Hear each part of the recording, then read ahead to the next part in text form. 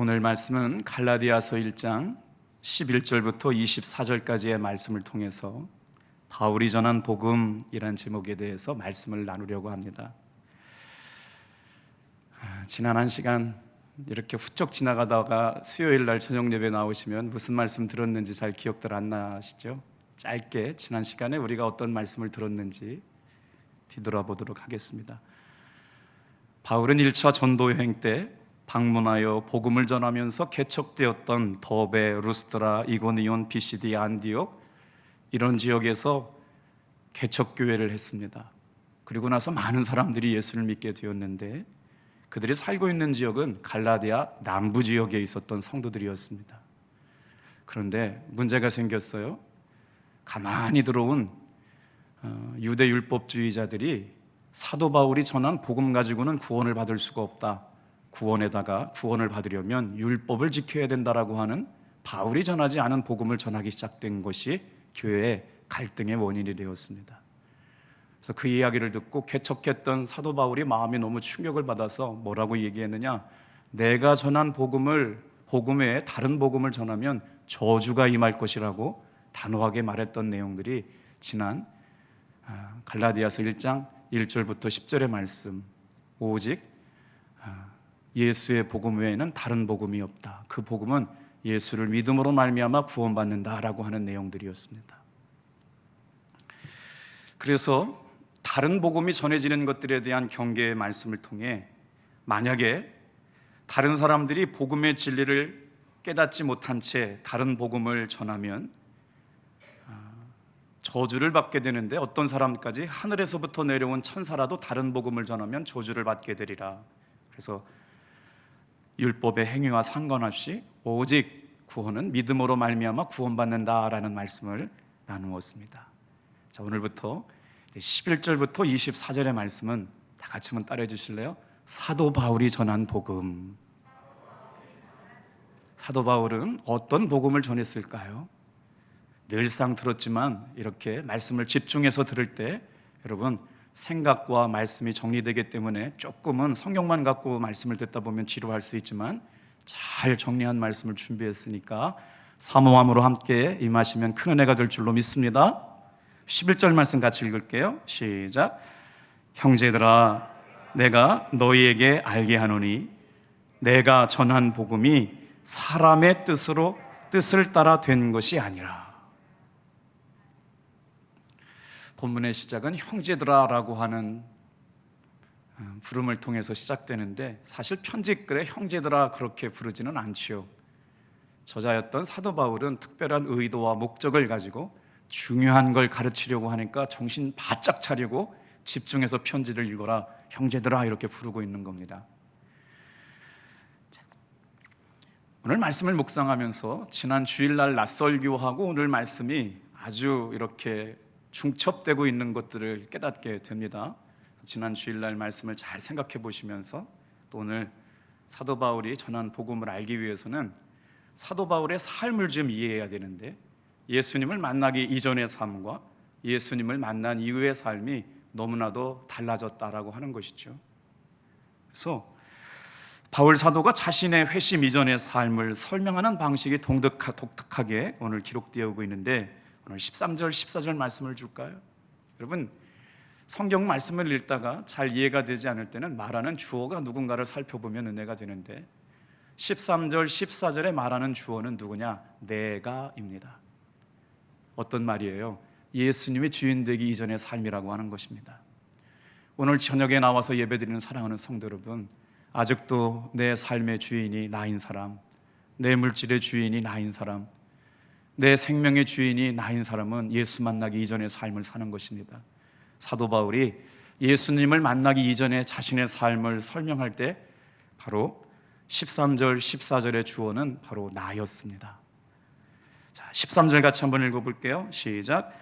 내가 이전에 유대교회에 있을 때 행한 일을 너희가 들었거니와 하나님의 교회를 심히 박해하며 멸하고 내가 내 동족 중 여러 연갑자보다 유대교를 지나치게 믿어 내 조상의 전통에 대하여 더욱 열심히 있었으나. 유대교에 몸담고 있었던 사도 바울의 주인의 인생은 나였기에 어떤 일을 하고 있는지도 몰랐습니다. 그래서 뭘 했대요? 쫓아다니면서 예수 믿는 사람들 박해하고 옥에 가두고 잡아다 죽이는 일에 찬성표를 던졌다지요. 그리고 나서 하나님의 교회와 성도들을 기회만 되면 파괴하고 뒤집어 놓는 일에 앞장섰던 유대교의 특심과 열심이 있었던 사람이라고 예수 만나기 이전에 자신의 삶의 모습을 기록해 놓고 있습니다. 그는 동족인 유대인들 가운데 자기들의 동년배와 비교할 수 없을 만큼 지나치게 유대교의 열심이 특심이었던 사람이었습니다. 그래서 조상들로부터 전해졌던 유대 율법과 유대 덧붙여졌던 경건의 규칙까지를 열심히 지켰대요. 자, 예수님을 만나기 이전의 삶의 모습은 온전히 자신의 인생의 주인이 나였습니다. 그런데 12절 말씀에 보니까 예수님을 만날 때 어떻게 표현됐냐? 내가 예수님을 만난 건 다르게 만난 것이 아니라 오직 예수님의 계시를 통해서 만나게 됐다라고 말씀하고 있는 것이죠. 우리 한번 12절 읽어보겠습니다. 시작. 이는 내가 사람에게서 받은 것도 아니요 배운 것도 아니요 오직 예수 그리스도의 계시로 말미암은 것이니라. 오늘 이 말씀이 본문 말씀을 해석하는 가장 중요한 핵심 구절이라고 말씀드릴 수 있겠습니다. 왜 그러냐면 사도 바울이 은혜 받은 것 하나님의 은혜라고 하는 걸 강조하려고 그러거든요. 내가 예수 믿게 된 것 다른 것 아니고 예수님 때문에 된 일이라고 하는 것 강조하려고 그러거든요. 그래서 계속 뭐라고 말하느냐? 나의 나 된 것은 하나님의 은혜다, 예수 그리스도의 계시로 된 일이다 라고 말씀하고 있는데, 자, 12절 말씀 제가 한번 읽어볼게요. 이는 내가 사람에게서 받은 것도 아니고 사람에게서 배운 것도 아니고 오직 예수 그리스도의 계시로 말미암은 것이다. 13절 거기도 주어가 나죠. 내가 이전에 유대교에 있을 때 행한 일을 너희가 들었거니와. 사랑하는 성도 여러분, 저는 오늘 이 말씀을 준비하면서 우리 사랑하는 성도들이 예수님 만나기 이전의 삶과 예수님 만난 이후의 삶이 날 분명하게 변화가 되기를 주님의 이름으로 축복합니다. 선명하게 드러났으면 좋겠어요. 자, 사도 바울이 예수님을 만나기 이전의 삶을 이해하려면 주일날 말씀 들었던 사도행전 9장, 사도행전 22장, 사도행전 26장의 말씀을 읽고 오시면 갈라디아서 말씀을 더 풍성하게 이해할 수가 있는데 제가 준비해서 왔거든요. 유대교에서 있었을 때 사울이 행한 일, 그래야 예수님을 만나고 나서 변화된 사도 바울의 이야기가 선명하게 대비되겠죠. 그러니까 성경 말씀 갈라디아서나 사도 바울의 복음을 읽을 때는 어떻게 읽어야 되느냐? 사도행전 9장, 사도행전 22장, 사도행전 26장에 사울이 유대교에 있을 때 행했던 일들을 보면 어떤 일들을 행했는지 깨닫게 될 줄로 믿습니다. 9장 1절 말씀을 좀 한번 볼까요? 제가 다 읽지 않고 빨리 지나갈게요. 사울이 주의 제자들에 대하여 여전히 살기가 등등하여 2절 그 도를 따르는 사람들을 만나면 남녀를 막론하고 결박하여 예루살렘으로 잡아오려 함이라. 자, 22장으로 넘어갈게요. 내가 이 돌을 박해하여 사람을 죽이기까지 하고 남녀를 결박하여 옥에 넘겼으며 26장 9절 나도 나사렛 예수의 이름을 대적하여 많은 일을 행하여야 될 줄을 스스로 생각하고 10절 많은 성도들 옥에 가두며 또 죽일 때 찬성표를 하였고 11절 그들에 대하여 심히 격분하고 외국 성에게까지 가서 박해하였고, 우리 12절은 같이 읽겠습니다. 시작. 그 일로 대제사장들의 권한과 위임을 받고 다메섹으로 갔나이다. 거기서 어떻게 돼요? 예수님을 강권적으로 만나는 이야기가 이제 그 다음부터 나오는 것이죠. 자, 이제 갈라디아서 1장 15절로 들어옵니다. 예수님을 만나기 전에 삶의 주인은 나였습니다. 그런데 자, 주어가 달라져요. 언제 달라지냐면 15절 달라집니다. 내가라고 말했던 사도 바울의 삶에 예수님을 만난 이후의 삶을 기록되는 15절부터 그러나 라고 시작됩니다. 사랑하는 성도 여러분, 오늘 교회에 올라오시기까지, 예배드리러 오기까지 낙심되고 절망되고 예수 믿어봐야 뭐하나, 오늘 밤에 교회 가면 뭐 선한 것 있나, 지치고 피곤하고 목사님 설교는 은혜도 안 되고 삶의 의욕은 떨어지고, 여러분 그럼에도 불구하고 그러나 하나님은 오늘 이 밤에 역사하실 줄로 믿습니다. 다 같이 한번 따라합시다. But God. 그러나 하나님은 살아계십니다. 우리의 삶의 형편이 어떠하든지 간에 하나님은 살아계시기 때문에 저와 여러분들을 오늘 이 밤에 불러주신 줄로 믿습니다. But God. 오늘 사도 바울이 예수님을 만난 이후에 삶을 시작하는 단어는 그러나로부터 시작됩니다. 우리 한번 어떻게 변화되었는지 그 변화의 말씀을 읽어볼까요? 15절 말씀 읽겠습니다. 시작. 그러나 내 어머니의 태로부터 나를 택정하시고 그의 은혜로 나를 부르시니가. 말씀이 다 은혜가 되지 않더라도 한 구절 한 구절 따라 읽다 보면 그러나 그의 은혜로 나를 부르시니가. 그렇게 많은 교회 가운데 왜 우리 교회 탑동교회로 불러주셨을까요? 그러나 나를 부르시니가 부르신 줄로 믿으시길 바랍니다. 오늘 이 저녁에 여러분 영상으로 예배드리고 있는 성도들도 기억하시길 바랍니다. 그러나 주님의 은혜가 우리를 살게 할 줄로 믿습니다. 그러나 그의 은혜로 말미암아 나를 부르시니가 오늘 말씀하여 주실 줄로 믿습니다. 목회자에게 있어서 매주마다 설교는요, 참 두렵고 떨리는 평생 지어야 할 거룩한 멍에라고 생각되는데, 예수님과 동행하기를 작정하고 유기성 목사님이 설교를 너무 못해가지고 날마다 그런 부끄러움이 있었대요. 나는 설교를 너무 못해, 나는 너무나 설교를 못해. 그래서 어느 날 자책하는 마음으로 예수님께 기도했답니다. 하나님, 나는 너무 설교를 못합니다. 그랬더니 주님이 그러시대요. 네가 하려고 하니까 그렇지, 이제부터는 내가 하려고 하는 설교 듣고 받아 써라. 그때부터 설교에 자유함이 있대요. 그래서 제가 말씀을 많이 읽었어요. 오늘 부족하지만 하나님께서 성령의 역사하심으로 종의 입을 통하여 진리의 말씀이 선포되고 상한 심령들이 치유받고 아픈 영혼들이 고침받고 자유함을 얻게 될 줄로 믿습니다. 저는 온전히 주의 인도하심만 따라 순종할 거예요. 그런 다음, 자, 이제 유대교회에 있을 때 사도 바울이 행했던 일들을 읽어야만 갈라디아서 말씀이 더 분명하게 읽어지게 되는데, 밭갓을 통해서 인생의 주어가 바뀐 사도 바울이 이제 그분이 말씀하십니다. 이제 하나님이 말씀하십니다. 15절부터 예수를 만난 이후에 사도 바울의 삶의 변화를 경험하게 되지요. 내 인생 내가 주인 되어 살아가는 것 아니고 지금부터는 하나님께서 내 인생의 주인 되어서 살게 되었다는 말씀입니다. 오늘 지금 예배 나올 때까지는 내가 내 인생의 주인처럼 살았다라면, 오늘 이 저녁부터는 사도 바울의 변화처럼 내 인생의 주인이 우리 하나님, 우리 예수님, 우리 주님이 되어 인도함을 따라가는 성도님들 되기를 축복합니다. 그래서 하나님 앞에 순종하고 하나님 앞에 기도하고 하나님 앞에 인도하심을 따라가는 귀한 성도들이 되기를 축복합니다. 우리 예수님 제자 훈련하는 성도님들이 10분, 교역자들과 한 14명 정도가 매주 금요일 날마다 7시 반부터 10시 반까지 말씀 보고 기도하거든요. 우리 윤수용 집사님께서 당진감리교회 뒤편에다가 갤러리 카페를 열었는데 너무 멋지더라고요.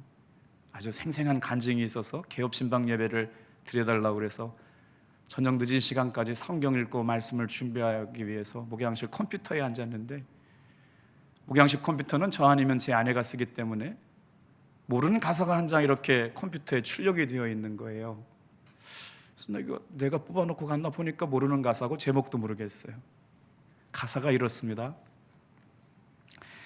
내 아버지 그 품 안에서 내 영혼은 안전합니다. 주 손길로 내 삶을 안으시니 그 평강이 나를 덮습니다. 그 다음부터 못 읽었어요.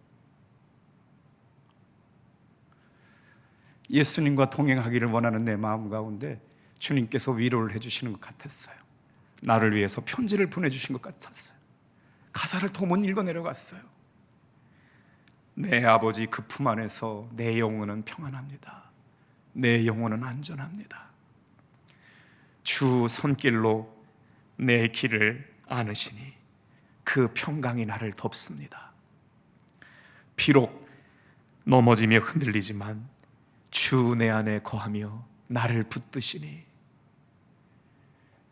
그 다음 넘겨주셔야 읽는데 같이 한번 읽을까요? 시작. 내 생각을 주께로 돌리고 주시는 평강의 옷을 입습니다. 처음 보는 가사. 나중에 알고 보니까 알고 있던 찬양이었는데 가사를 모르고 있더라고요. 그 찬양을 계속 되뇌이고 반복했어요. 오늘 사랑하는 성도 여러분, 인생길, 광야 같은 인생길 사시다가 지치고 피곤할 때 주님이 덮어주시는 은혜의 평강이 여러분에게 충만하게 임하게 되기를 축복합니다. 여러분 언제 은혜 받으세요? 저는 컴퓨터 앞에서 말씀 준비하다가 은혜 받았네요. 여러분 언제 은혜 받으십니까? 새벽에 일어나서 주님 하고 일어날 때 은혜 받으시기를 축복하고요. 걸어가면서 예수님 어디로 갈까요? 누굴 만날까요? 라고 부르질 때 예수님이 주시는 평안이 임하고요. 하루 일과를 마치고 잠자리에 들 때 예수님 기도할 때 주님이 안아주시기를 축복합니다. 그래서 그 말씀에 나는 주 안에서 평안합니다. 주님이 주시는 평안함 때문에, 덮어주시는 영혼의 안보함 때문에 내가 비록 넘어지고 나는 흔들리지만 주님이 나를 붙들어 주시기에 나는 오늘을 삽니다. 내 생각을 주께로 돌리고 주님이 주시는 평강의 옷을 입습니다.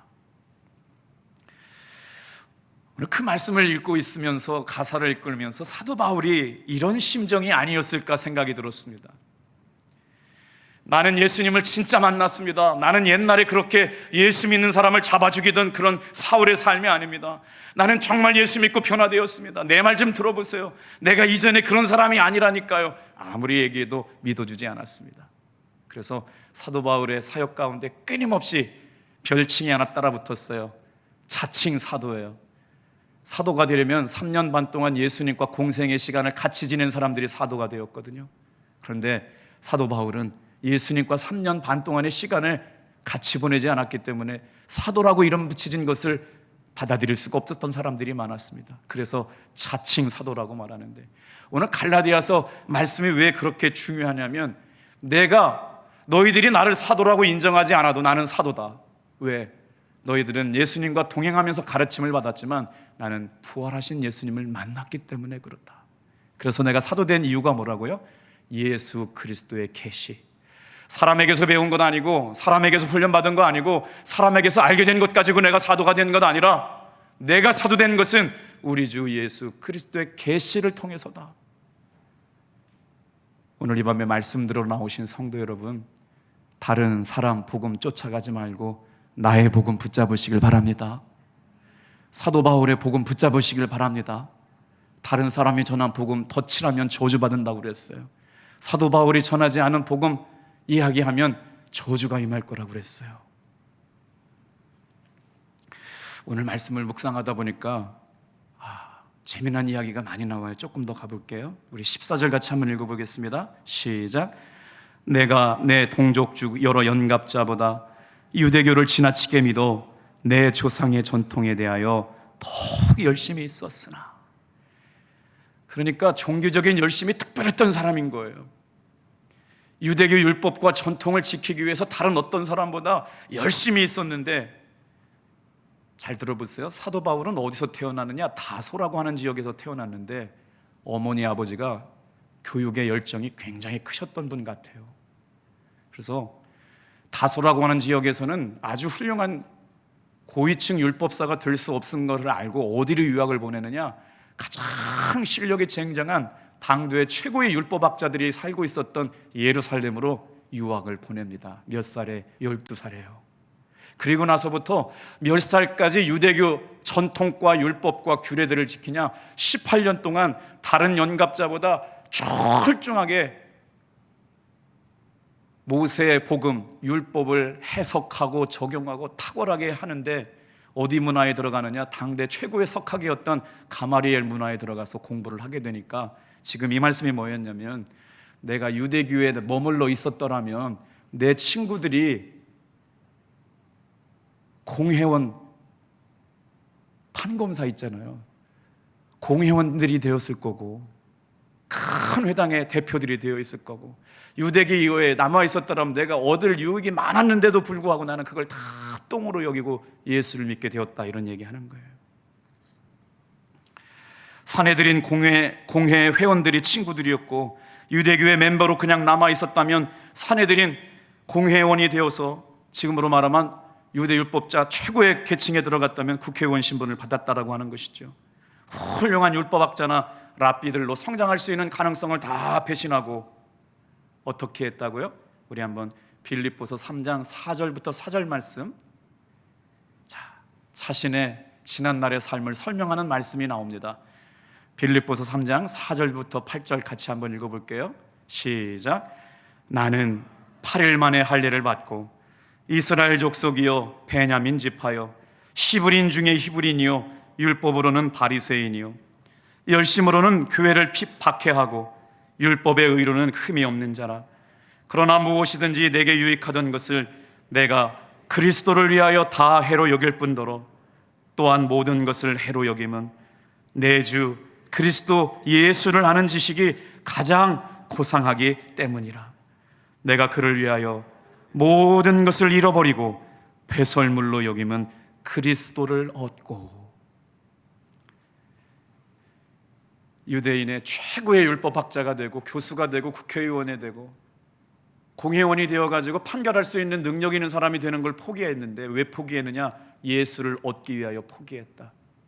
예수를 얻기 전까지 30년 동안 올곧게 유대교 전통 율법주의자가 되었던 사람이 그 하루아침에 예수를 만나고 나서 나는 뭘 얻었느냐? 그거를 다 똥으로 여겼어요. 배설물로 여겼어요. 30년 동안 공부하고 노력했던 최고의 학벌, 스펙을 다 똥으로 여기고 누구를 얻기 위해 했느냐? 우리 주 예수 그리스도를 얻는 걸 가장 고상한 일로 알게 되었다.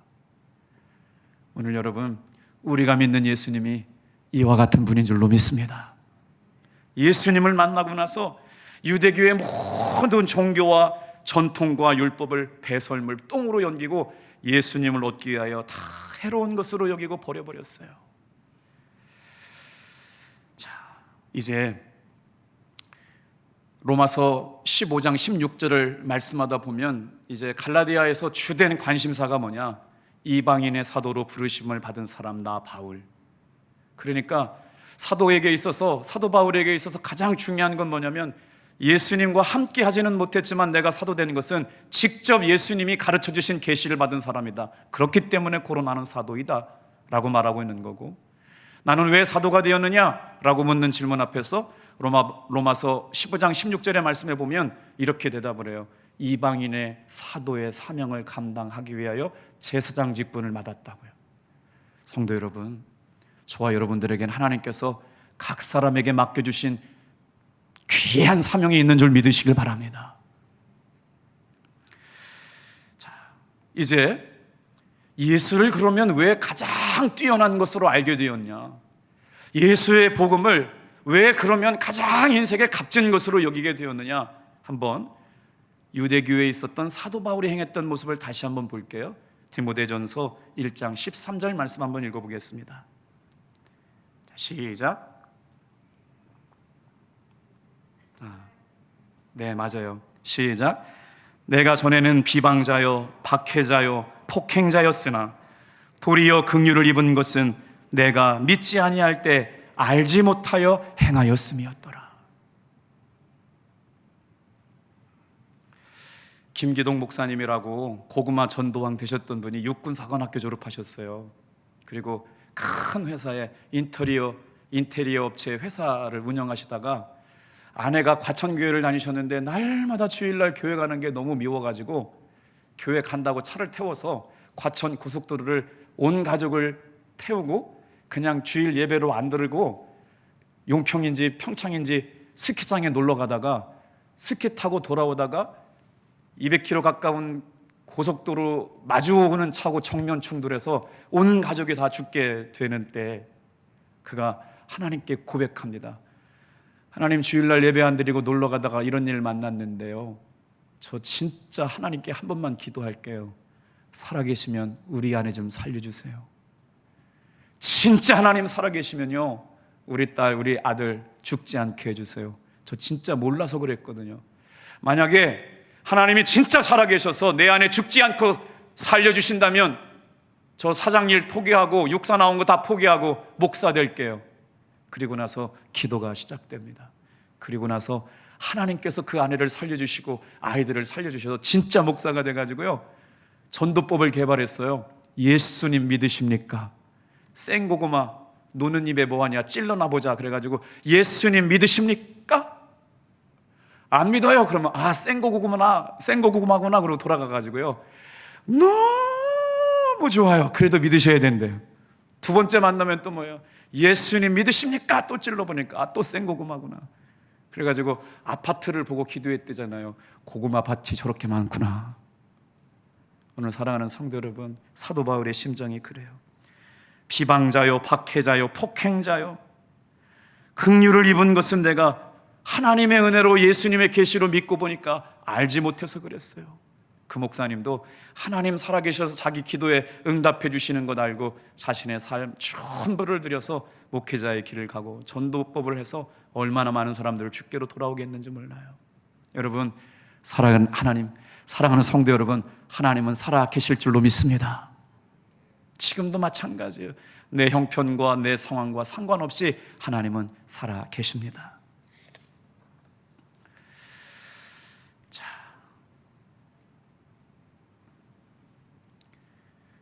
사도 바울이 은혜를 받고 지난 주일날 생각해 보세요. 주님, 이제 내가 눈꺼풀이 벗겨졌잖아요. 아나니아라고 하는 사람을 만나서 기도를 받고 나서 눈에 비닐 같은 것이 벗겨져 가지고 그가 주님께 기도해요. 주님, 내가 어떻게 살기를 원합니까? 주님께서 뭐라고 말씀하시냐면 오직 예수님만이 주라고 외쳐라. 구약에 예언되었던 메시아가 예수라고 외쳐라. 그가 부활했다고 외쳐라 라고 말하고 다니기 시작하는 거예요. 예수는 주, 퀴리오스라고 하는 말이 그때 당시 인사법 들으셨죠? 자, 카이사가 우리의 주님입니다 라고 하면 모든 로마 시민들은 맞습니다, 카이사가 우리의 주님입니다 라고 대답해야 되는데 예수 믿는 사람들은 그렇게 대답했지 않았어요. 카이사가 우리의 주님입니다 그러면 아니요, 나의 주인은 예수 그리스도이십니다. 그러면 잡아가다가 가두고 옥에 가두고 사자밥이 되고 이런 일들을 했던 사도 바울의 변화. 자, 우리 1장 16절 말씀 좀 한번 읽어볼까요? 자, 시작. 그의 아들을 이방에 전하기 위하여 그를 내 속에 나타나시기를 기뻐하셨을 때 내가 곧 혈육과 의논하지 아니하고. 곱씹어 보면 말씀의 은혜를 알게 되겠죠. 예수님께서 강권적으로 사울을 찾아오셔서 바울의 삶을 바꿔놓았을 때, 자, 이렇게 일어난 일들을 누구에게 묻지 않았다라고 하는 것이에요. 왜? 사람에게서 배운 것이 되고 싶지 않았기 때문에. 오직 예수님의 은혜, 오직 예수님의 계시로 된 것이라고 말하고 싶었기 때문에 그래요. 말씀을 준비하면서 깨달은 게 하나 있는데, 사도행전 1장부터 28장을 어떻게 읽으면 이해가 되느냐, 1년부터 28년으로 이해하면 딱 맞습니다. 사도행전 1장부터 여러분 7장까지는 어떤 말씀이 기록되어 있느냐, 온 유다와 사마리아까지, 유다까지 전해지는 복음에 관한 이야기들이 나오거든요. 그런데 9장에 가서야 누구가 등장하느냐, 사도 바울의 이야기가 나옵니다. 그러니까 9장부터 28장까지는 사도 바울이 써가는 복음행전이 되는 거예요. 30세에 회심하고 나서 60세 가까이 사도 바울이 행했던, 그러니까 놀랍게 사도행전의 이야기는 바로 7장까지는 온 유다와 사마리아와 땅끝까지 이르러 복음의 증거가 되어야 되는데 7장까지는 누구의 이야기만 나오냐면 유대인에게 전해지는 복음의 이야기가 나오거든요. 9장부터 28장까지 사도 바울을 통해서 사도 바울이 써가는 복음의 이야기가 사도행전에 나와요. 자, 이제 사도 바울은 사도행전 9장 20절에 보니까 즉시로 회당에 가서 예수가 하나님의 아들 되심을 복음으로 전파하게 되고 음식을 먹고 강건하여졌더니 사울이 다메섹에 있는 제자들과 함께 며칠을 있었는데, 21절, 지금 사도행전 9장 21절 말씀 듣고 있어요. 듣는 사람이 다 놀라 말하되 이 사람이 예루살렘에서 이 이름을 부르는 사람을 멸하려던 자가 아니냐? 여기 온 것도 그들을 결박하여 대제사장에게로 끌어가고자 함이 아니더냐? 의심하고 사도 바울을 믿지 못하게 되는 것이죠. 그랬는데도 불구하고 사울은 힘을 더하여 예수를 그리스도라 증언하여 다메섹에 사는 유대인들을 당혹해 하였다. 진짜 예수 만난 사람들은요, 당혹하게 할 줄로 믿습니다. 제가 경신교회 교육전도사 할 때 신학생으로 이렇게 코올리게 신학생이 이제 벌써 목사가 됐더라고요. 근데 서울에서 아주 큰 교회 담임 목사님이 되셨더라고요. 꼭 한번 만나보고 싶네요. 오늘 사랑하는 성도 여러분, 그 목사님이 성탄절날 청년들하고 교우들한테 선물 박스를 들고요, 캐롤을 부르면서 전 교인들을 길로 내보냈어요. 골목골목 다니면서 성탄절 선물을, 청년들은 기타 치며 기쁘다 구주 오셨네 골목골목을 누비면서 복음을 전하대요. 마치 유대인들을 당혹해 했던 것처럼 깜짝 놀랐어요. 동영상이 올라와 있더라고요.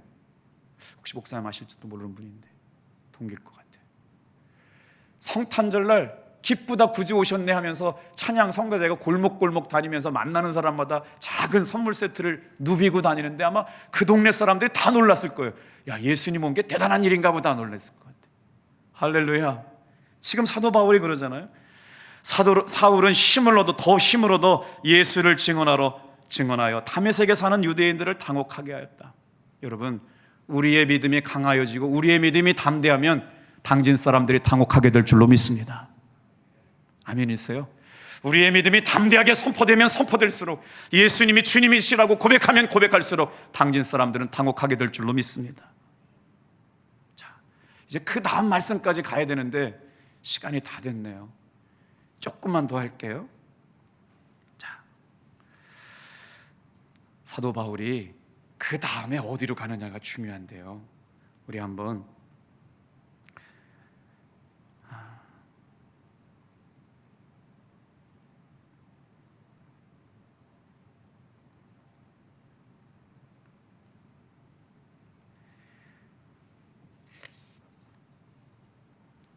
고린도후서 11장 23절부터 27절 말씀을 좀 볼게요.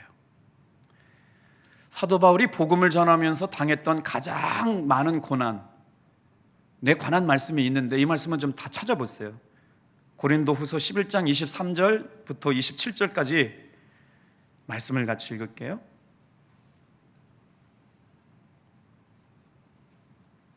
자, 같이 읽겠습니다. 읽을게요. 시작.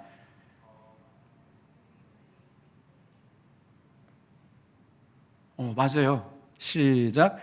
더 많이 하고 매도 수없이 맞고 여러 번 죽을 뻔하였으니 유대인들에게 40에서 하나 감한 매를 5번이나 맞았으며 3번 태장으로 맞고 1번 돌로 맞고 3번 파선하고 일주야를 깊은 바다에서 지냈으며 여러 번 여행하면서 강의 위협과 강도의 위협과 동족의 위협과 이방의 위협과 신의 위협과 광야의 위협과 바다의 위험과 거짓 형제 중에 위협을 당하고.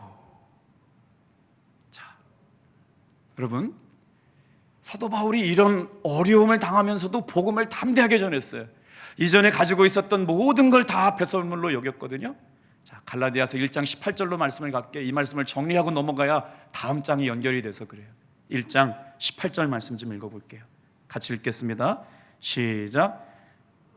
3년 만에 내가 게바를 방문하려고 예루살렘에 올라가서 그와 함께 15일을 머무는 동안. 사도 바울이 지금 여기 그 후 3년이라고 하는 말씀이 그 다음 장절을 해석하는 키포인트고요. 이 장의 첫 단어가 뭐냐면 그 후 14년이라고 하는 단어가 나와요. 그러니까 이 장의 말씀을 푸는 핵심어는 뭐냐면 어떤 일이 있고서 14년이 지났느냐. 지금 그 후 3년이라고 하는 단어가 너무나도 중요한 단어거든요. 자, 사도행전 9장 이후의 말씀에 다메섹에게서 복음을 전하다가 어디로 갔냐면 아라비아 광야로 가요. 굉장히 중요한 말씀이니까 오늘 이 말씀을 꼭 기억하셔서요, 뭐 할게요? 고독한 시간을 지납니다. 철두철미하게 3년 동안 말씀 보고 하나님과 동행하고 예수님 가르쳐 주신 은혜 가운데 있으면서 아라비아 광야 동안에 예수님의 공생애를 거치듯이 사울이 여러분 아라비아 광야로 가요. 그리고 나서 그 후 3년이라고 하는 단어가 연결되는 건 뭐냐면 그 과정을 거친 뒤에 바울이라고 하는 얘기예요. 어디로 올라갔냐면, 자, 어디로 올라가요? 게바는 지금 어디에 있습니까? 예루살렘에 있거든요. 거기에 15일 동안 머물러 있었어요. 주의 형제 야고보와 요한 사도가 있었는데 야고보밖에 못 만났어요. 그런데 자신이 이렇게 거짓말하지 않는 것인 것을 다 얘기했지만 받아들여지지 않고 오해받고 그런 과정 가운데 누가 죽이려고 그래요? 우리를 박해하던 자들이, 유대교 사람들이 사도 바울을 죽이려고 그러니까 더 이상 예루살렘에 머물러 있을 수가 없어서 어디로 도망가느냐? 길리기아 지방의 큰 도시, 바울이 살던 다소라고 하는 곳에 도망가요. 그러니까 다소로 지금 이 사도행 갈라디아서 1장 22절 이후부터 나오는 그러니까 3년 후라고 하는 것은 아라비아 광야에 가서 예수님과 동행했던 하나님의 시간, 하나님과 만나는 시간, 침묵의 시간, 고난의 시간, 주님이 견디어내게 하시는 광야의 시간을 지내고 나서 예루살렘에 올라가서 제자들을 만났는데 거기서 유대인들의 박해를 받아가지고 어떻게 되느냐? 다소라고 하는 곳에 도망을 가요. 21절에. 그 후에라고 하는 말이 내가 수리아와 길리기아 지방에 이르렀는데, 길리기아 지방의 가장 큰 도시가 어디냐? 다소라고 하는 곳인데 그 도시가 바로 사도 바울의 고향 땅입니다. 거기서 몇 년 동안 사느냐? 7년 동안 지내요. 자, 말씀을 이제 마쳐요. 사도 바울이 예수님을 영접하고 나서 10년 동안 철두철미하게 잊혀진 사람으로 하나님의 말씀 앞에 주님만 묵상하고 주님만 생각하는 10년의 시간 하나님께서 보내게 하셨다. 잊혀진 사람처럼 성령에 충만하고 그렇게 말씀과 예수님을 직접 만났음에도 불구하고 이런 시간을 갖게 하셨고, 갈라디아서 2장은 그렇게 그 시간이 지난 14년이 지난 후부터 이제 시작되거든요. 오늘 이제 말씀을 정리해요. 내가 예수님의 사도가 된 것은 사람에게 배운 것 아니고 사람에게 알게 한 것이 아니고 오직 예수님의 계시로 된 것이다. 사랑하는 성도 여러분, 이 밤에 저와 여러분 불러주신 것 오직 예수님이 불러주신 줄로 믿습니다. 누군가 나를 불러주었던 것처럼 우리도 이제 6월 27일 날 기도하고 작정한 분들이 11분 되더라고요. 그런데 혹시 작정하고 이름 부르지 못했더라도 함께 모여서 여러분 전심으로 기도하시길 주님의 이름으로 축복합니다. 생명이 생명을 낳고 복음이 복음을 낳고 진짜 복음이 영혼을 변화시키고 인생을 변화시키고 삶을 변화시키는 은혜가 우리 가운데 함께 있기를 축복합니다. 기도하겠습니다.